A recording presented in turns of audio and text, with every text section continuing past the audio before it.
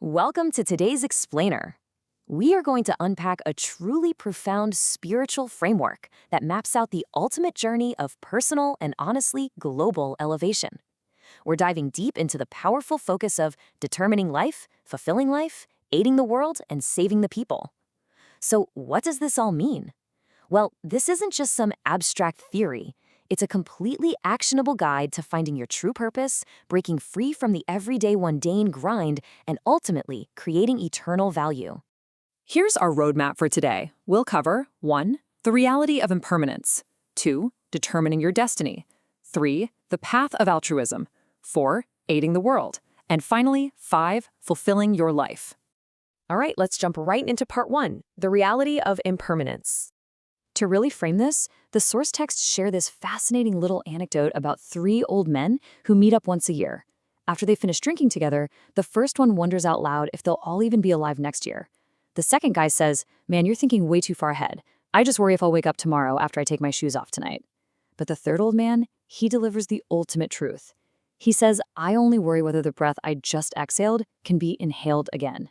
Wow, right?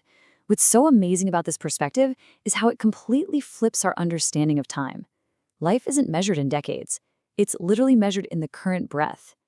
And that brings us to a really foundational concept, anicca. You might be familiar with this. It's the universal truth of impermanence. It's that harsh but necessary realization that life is entirely fleeting, absolutely nothing is guaranteed, and everything is just in a constant state of flux. Grounding this esoteric text into an existential problem we all understand is just so crucial.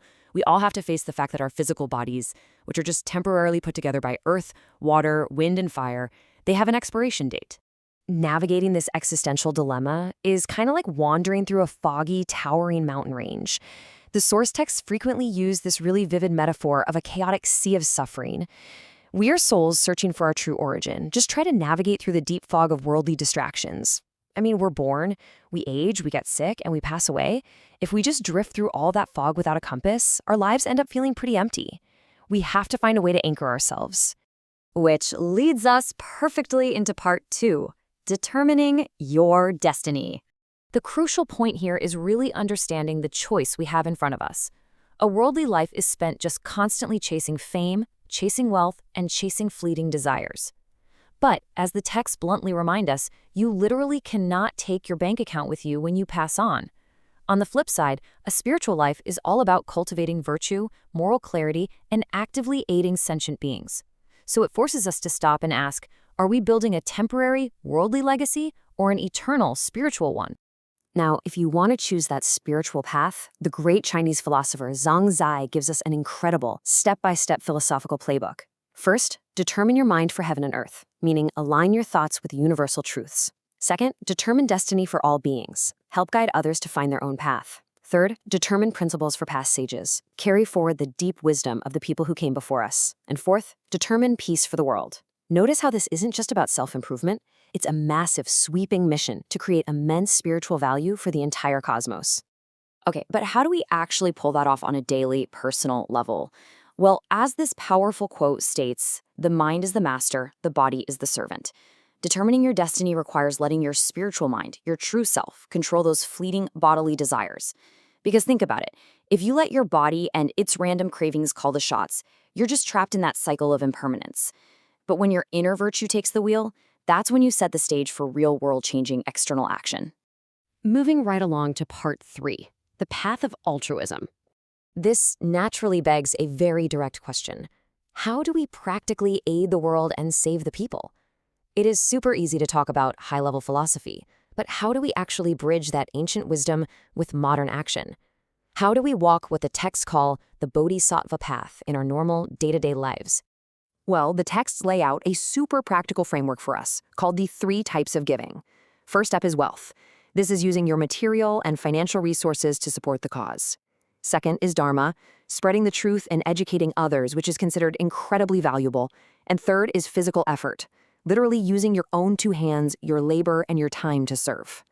By practicing these 3 forms of giving, absolutely anyone, no matter what their background is, can actively jump in and participate in the salvation of others. And that brings us to part 4, aiding the world. Now, this highlights an absolutely crucial distinction. True aid is not just material relief. I mean, yes, giving food and money is good, and it's definitely necessary, but it's temporary. According to the source texts, real salvation is guiding others to spiritual liberation. It's about helping them escape that endless, suffering-filled cycle of birth and death. So it's an eternal, spiritual rescue mission, rather than just a temporary physical fix. You're helping them wake up to their own divine nature.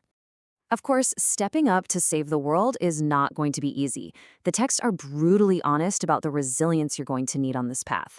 There are 3 things you absolutely must not fear: suffering, hardship, and criticism. The sources actually frame these challenges as the furnace of heaven and earth. Because, just like a calm sea never made a skilled sailor, these hardships are the exact fire needed to forge a stronger, more elevated spirit. So if you face criticism for doing good, don't sweat it. That is simply part of the refining process. Finally, we arrive at part 5, fulfilling your life. To really understand the immense weight of this step, we have to look at this powerful quote from the revered monk Zhigong. He says, "The final station of life is giving oneself completely, even sacrificing one's life to fulfill this great mission." This underscores the massive urgency of our era. To truly fulfill your life, you have to pour yourself out entirely for the benefit of all sentient beings. It's not a burden. It is the absolute peak of human existence. When you do this, you achieve the ultimate culmination of the spiritual path.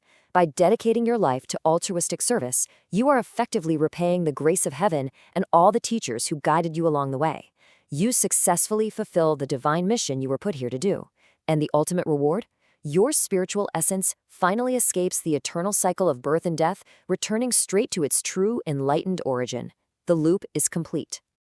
We've explored an incredible framework today, from waking up to impermanence, to taking control of your mind, to serving the world, and finally achieving spiritual eternity.